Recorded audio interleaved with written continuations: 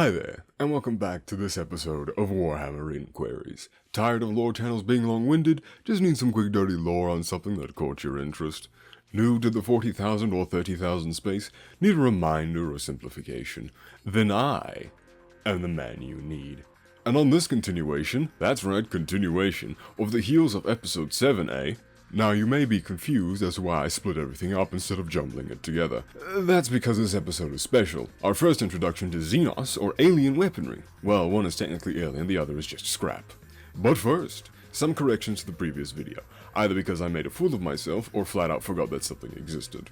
Firstly, off the heels of the auto revolver for the Kellamorph, people pointed out, in the comments that is, I completely forgot that the Webley Fosbury and Matiba Model 6 Unica, or Matiba Auto Revolver, exist. That one is on me for forgetting to mention them, but after comparisons and further testing, I still hold firm to the belief that GW is just doing something fancy and different, but if you disagree, then do some research yourself and check it out.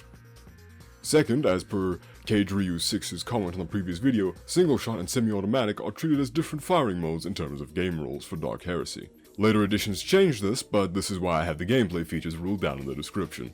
It slipped through the cracks, I should have quadruple checked. With that out of the way, let's talk about the Imperium's last few solid projectile weapons. Well, technically not last, the Rotor Cannon, Assault Cannon, Autocannon, and Macrocannon. No fancy sliding this time, at least for these guys.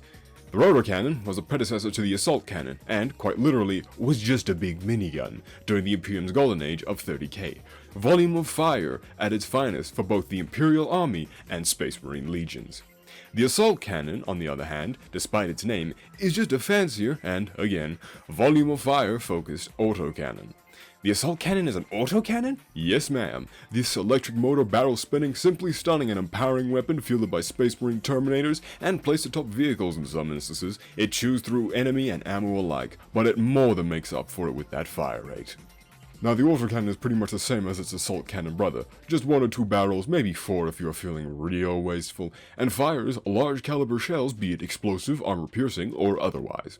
Not really much to say there, save this cool fact. Well, not really. The Reaper autocannon, often fielded by the treacherous warriors of Chaos, known as Chaos Space Marines, is actually the de facto, well, semi-de facto, pattern most Space Marine legions used during the Horus Heresy. But as time passed, it fell out of favor. There is some speculation that the pattern, which I will just refer to as Reaper pattern, may have originated from Cthonia, and is actually the Cthon pattern autocannon. However, aside from Horus Heresy Black Book 3, I think this is more just a case of it being a coincidence, an extrapolation that is wholly unnecessary. A pattern or sequence where none exists. You know it's a stretch when the schizophrenic tells you it's simple. Though I could be wrong, and this could be a masterstroke lore seed planted by GW. As if they would think that far. Lastly, the Macrocannon, either ground or void-based. Given the macro in its name, it is a very large gun, either ground or void-based, again, to repeat myself, and fires an equally large round. Not much to say on it other than it exists, and is the largest auto weapon in the Imperium's grasp. Or so they say. I doubt that. What's next? A giant city-sized dual cannon system? As if. That marks the end, at least for now, for the Imperium's solid projectile weapons. If only it were that simple. Now, our first alien species or weapons are the lovable, green, mean, and big boys painting red on machines. The Orkz. Whilst there isn't much to say on the construction, ideas, or logic behind the Ork's decisions, some people seem to intermix terms, which, whilst harmless at first, can become a nasty habit if you aren't careful. Thankfully, Ork naming conventions and terms are simple, for the most part. We have blasters, shooters, cannons, blunderbusses, and more. Now, there isn't much to say on the design, effect, etc. side of things. It's a gun, or rather a pipe doohickey, that somehow shoots large rounds at an incredible speed. Ork engineering is second to none. Frankly, no one can compare, but since this section would be shorter, another thing from my previous inquiries was not elaborated on, which we will get to now. What might that be, you ask? Magazines and clips. That was a sleeper cell trigger phase, and I can hear groans echo from the land of burgers and large copper deposits in Wyoming to be found on 2028 July 7th. If you are mildly into firearms, either as hobby or job, then you will know people conflate the two terms as meaning or referring to the same thing. Now, simmer down. Making this mistake is in no way some strike towards one's credit. I mean, I make the mistake myself sometimes out of habit because of a personal project that I'm working on, using clip in a certain context. We have to play the terms game again and stick with me here, alright? This is going to sound like gibberish at first, but trust me, it's simpler than you think. Before I start, my word is not gospel. As such, do your own research, and if I fumble, inform me immediately. This goes for correction as well. Let's help book authors and make things more approachable and easier to understand. Let's start off easy. Magazines. They are storage devices which also feed the weapon. When a round is ejected and a new one is cycled in, the magazine feeds in another round. There are two types of magazines. Detachable, you've seen depicted in action movies and even in artwork for Warhammer. See a Space Marine or Lotus bolter? That's a detachable, sickle-style magazine. Sickle from the shape of the magazine itself, resembling, you guessed it, a sickle. Then we have wide rectangles, box magazines, drums. You get the idea. If the magazine is removable, then it is detachable. But we also have fixed or internal magazines. They are fixed and cannot be removed as they are, quite literally part of the gun itself. From what I have experienced and seen for myself, internal magazines are individually loaded by hand, or via the use of a stripper clip. It's getting a bit too much, isn't it? Keep focus. To repeat myself, internal magazines cannot be removed, hence the internal part. They are built into the firearm itself and as such need external loading, either round by round or some form of speed loader. A classic is the Mosin Nagant and of course the Pinger itself, the M1 Garand. Now the more inquisitive of you in the audience, or rather knowledgeable, would question why I refer to a stripper clip and to some extent block clip as a speed loader.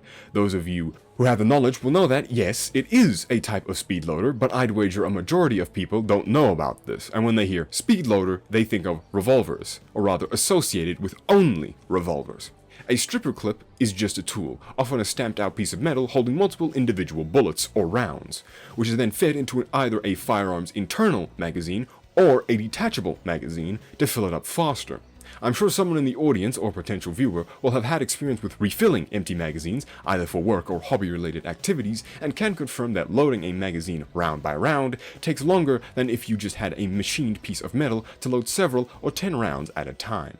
And I'd be foolish to not mention bench loaders, but this is taking up a little too much space for Warhammer lore.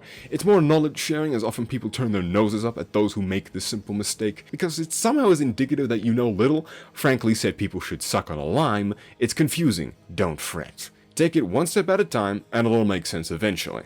Detachable magazines are what you'll see most often nowadays. It's simply just more efficient than carrying 30 separate rounds on you at all times, or a little stamped/machined piece of metal. Clips, or stripper clips, are used as speed loaders for fixed magazines, or internal magazines, which are built into the weapon itself. Or they can be used to help lessen the time required to refill an empty detachable magazine. As always, do your own research, to repeat myself. With that out of the way, and hopefully I didn't make too big of a mistake, Orkz. Thankfully, it is still short. More naming issues rather than any points of contention. The Gretchen blunderbuss is different to the regular blunderbuss. The Gretchen blunderbuss is a ramshackle tube filled with nuts, bolts, and whatever fits inside and is shot out. Now, one Gretchen by itself isn't that dangerous. Well, kind of dangerous. Unfortunately, the Gretchen come in packs, and the biggest are targeted first. Volume of shot wins yet again. The regular blunderbuss, I know, it's confusing, is just a shotgun. Amazing. Pump, or otherwise, for orcs. Yeah, that's right. A blunderbuss is a type of shotgun. It should, however, not be a catch-all term. Instead, refer to it as a special shooter, or special shooter, as it is a variation of the reliable regular shooter. Yes, I understand that it's confusing, and yes, I know that special shooter comes from Dawn of War 2. Just call it the special shooter, or orc shotgun, much better. In that variation, it is a sub-variation of the cannon, not to be confused with the emplacement cannon. This one is held in two hands and fires an even bigger round, not a cannon shell, either round by round or with a magazine, though it's probably more slanted towards round by round loading given the artwork that is depicted in. The special shooter is made up of blown up parts of cannons, because not even orc weapons are free from mishaps. Thankfully, any mech worth his salt can bundle it back together. For the right price, of course. But when have orcs cared for the concept of accuracy? More shot just means a louder boom. The regular shooter is just a catch-all term, and if I were to name variants, I'd lose my mind. The big shooter, as you could guess, is just a bigger shooter, or gun. Or in this case, well, shooter. Often it would be vehicle mounted, but given the aliens we are talking about, it's just as likely that a lucky orc will get a hold of one and cause even more problems. Bigger bullets equate to bigger damage, or so the orcs think. Technically, it doesn't indicate more damage. Often a bigger shooter will cause envy. I mean, who wouldn't be jealous of a guy with a bigger gun? Stop giggling, gutter mind. The slugger and six-shooter, semi-automatic pistol, and revolver, if it wasn't obvious. The slugger is said to be fed from a clip. It's not, it's fed from a magazine.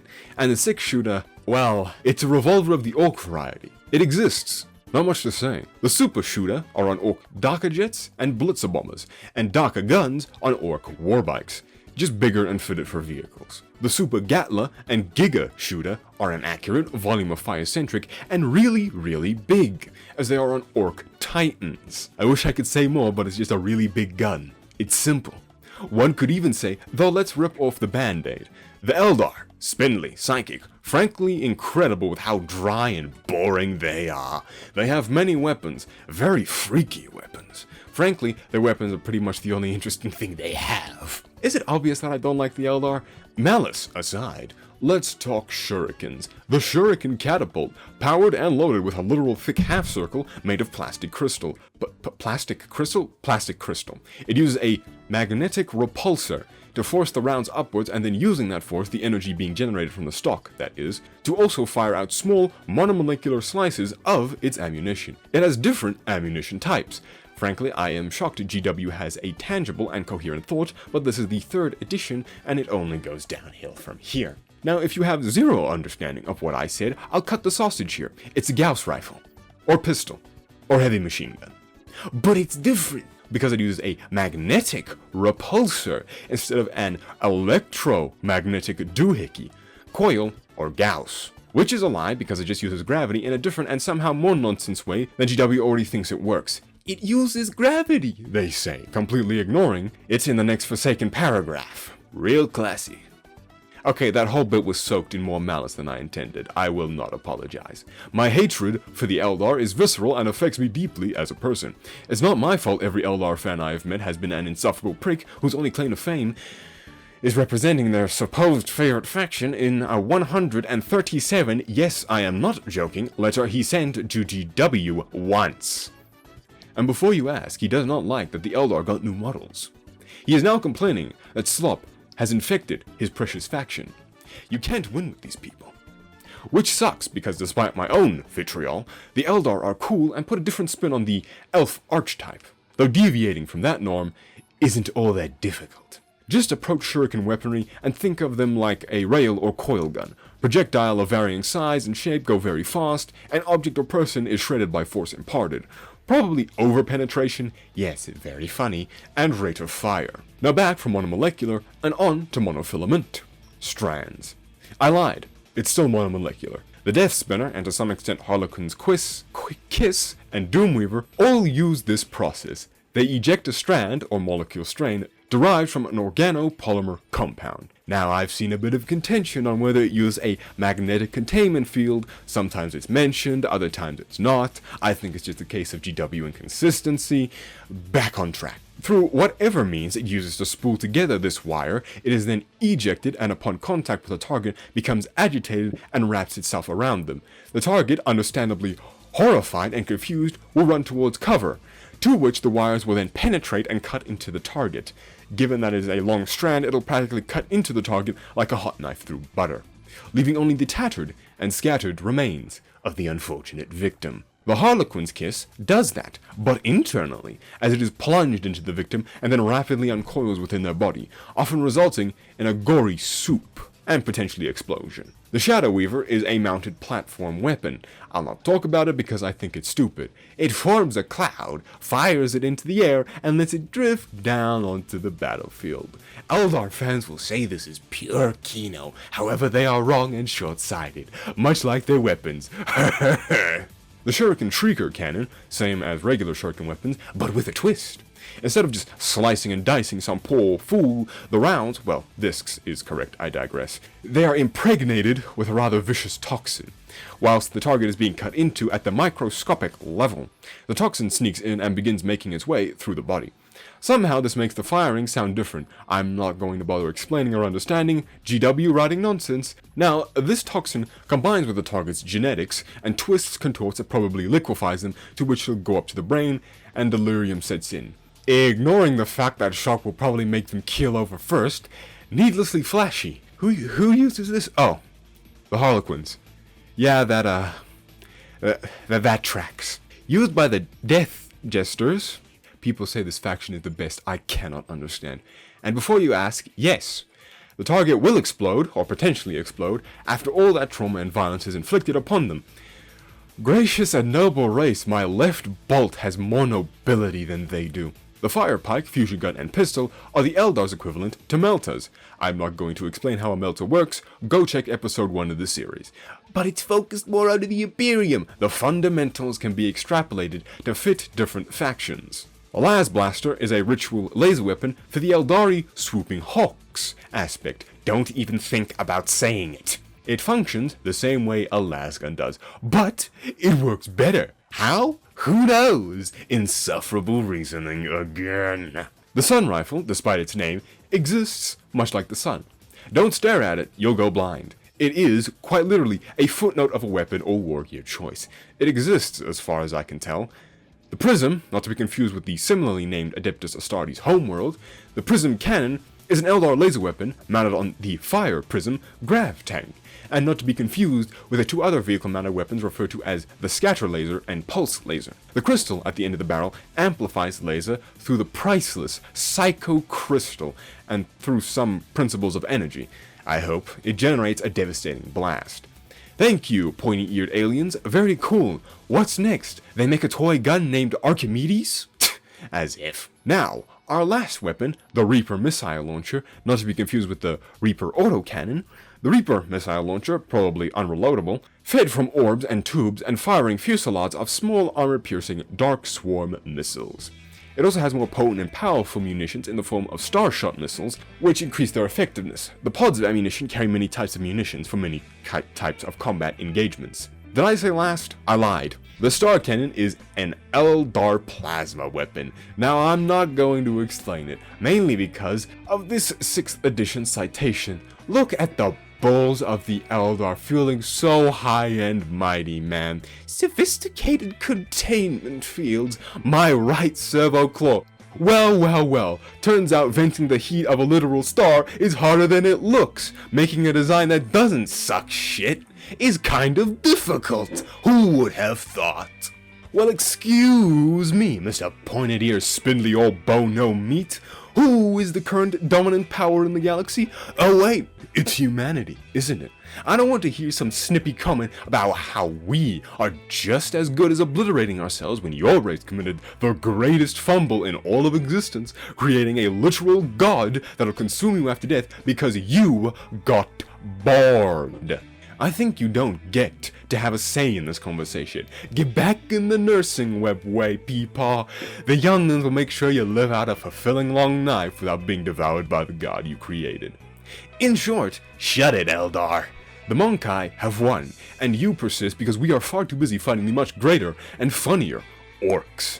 Do not take us for granted. I twisted projectile weapons into some energy weapons, mainly because I cannot be bothered to make an Eldar video in the future. I'll still have to, don't worry. Not because of my hatred, mind you, some of my hatred, but mainly because the Eldar are one of GW's neglected children they refuse to acknowledge. Don't fool yourself into thinking GW cares. You aren't John Space, and you certainly don't sell as well. As such, you get fourths in terms of dinner. Better make friends with the bugs. Second, I apologize for no uploads. I was doing a think piece, realized that a 40-minute video takes a lot more time than a month, and instead of being stubborn and leaving you all hanging, I'm back with inquiries and working on that other video in the interim. Mea culpa, mea culpa. I was a fool and filled with hubris. Otherwise, well, it isn't simple at all, but I tried my best. Man, I hate the Eldar.